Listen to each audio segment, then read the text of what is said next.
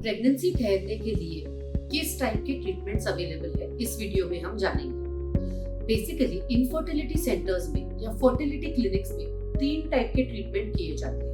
पहला IUI, दूसरा IVF और तीसरा ICSI।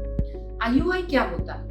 IUI एक बेसिक इनफर्टिलिटी का ट्रीटमेंट है जिसमें वाइफ के बॉडी के अंदर एग्स बढ़ाए जाते हैं। जब एग मैच्योर होता है तो उसको फूटने का इंजेक्शन दिया जाता है। हस्बैंड का स्पर्म लेते हैं, उसको लेबोरेटरी में वॉश करते हैं और वाइफ के यूट्रस के अंदर ट्रांसफर करते हैं। इस ट्रीटमेंट को IUI ऐसा कहा जाता है। किस टाइप के पेशेंट IUI कर सकते हैं? ये बहुत कॉमन सवाल है जो हमें पूछा जाता है। तो आज मैं आपको बताती हूँ, आपको अगर IUI में सक्सेस चाहिए या आपके लिए अगर IUI सही ट्रीटमेंट है तो आपका क्राइटेरिया क्या होना चाहिए।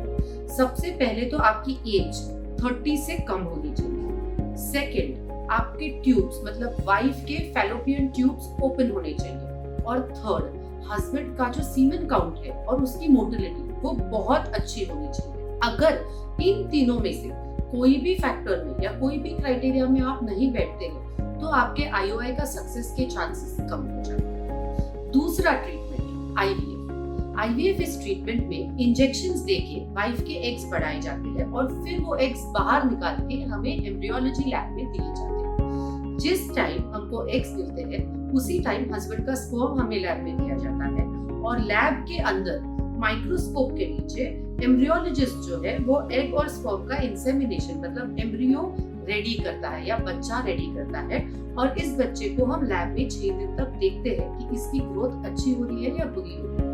इस ट्रीटमेंट को IVF कहा जाता है। किस टाइप के कपल्स IVF से बेनिफिट कर सकते हैं? एक, जिनकी ट्यूब्स ब्लॉक्ड है। अगर ट्यूब ही ब्लॉक्ड है तो नेचुरली प्रेगनेंसी नहीं रहेगी और IUI में भी नहीं रहेगी। उसका रास्ता है IVF।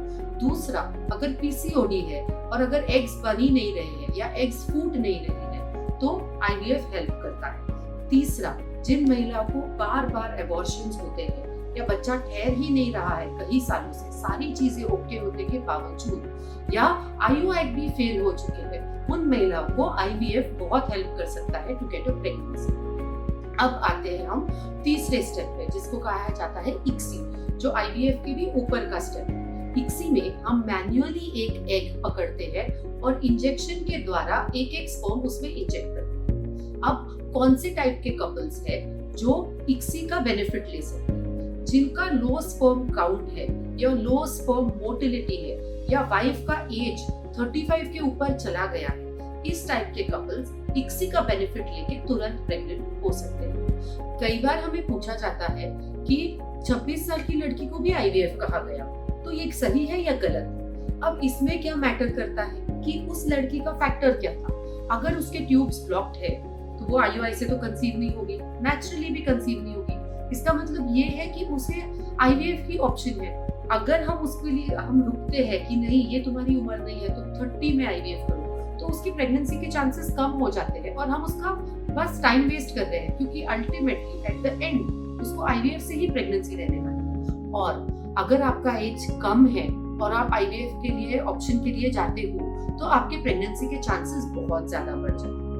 ऑल्सो अगर लेट्स से किसी का एज 35 है तो वो क्यों IVF कराए जब उनके पास ICSI का भी ऑप्शन अवेलेबल हो सकता है। हमें ये जानना चाहिए कि हमारे अंदर अगर प्रेगनेंसी नहीं ठहर रही है तो उसका रीजन क्या है। जब हमें रीजन पता चलता है तभी हम हमारा ट्रीटमेंट प्लान कर सकते हैं।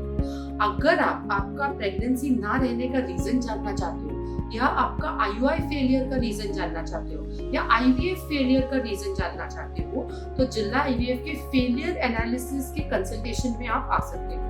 जो लोग ये वीडियोस देख रहे हैं उनके लिए ये कंसल्टेशन फ्री में किया जाएगा और हमारा हेल्पलाइन नंबर है जो डिस्क्रिप्शन बॉक्स में और वीडियो में डिस्प्ले किया गया है। आप उस पे कॉल करके WhatsApp के द्वारा हमें रिपोर्ट्स भेज सकते हैं और टेली कंसल्टिंग ले सकते हैं या आप हमें पर्सनली क्लिनिक में आके मिल सकते हैं। आपका फेलियर एनालिसिस और रीजन ऑफ इनफर्टिलिटी आपको बताया जाएगा, जिसके हिसाब से हम आपको गाइड करेंगे कि आपके लिए बेस्ट ट्रीटमेंट कौन सा है प्रेग्नेंट होने के लिए। और कई बार ऐसे भी होता है कि कुछ पेशेंट्स हमारे पास आते हैं कि मैम हमारा IVF ही करो, लेकिन 2 महीने के मेडिसिन के ट्रीटमेंट से वो नेचुरली प्रेग्नेंट हो जाते हैं। तो जरूरी नहीं है कि हर पेशेंट को IVF की ही जरूरत है, इसीलिए correct reason of infertility find out करना इम्पोर्टेंट है। Thank you.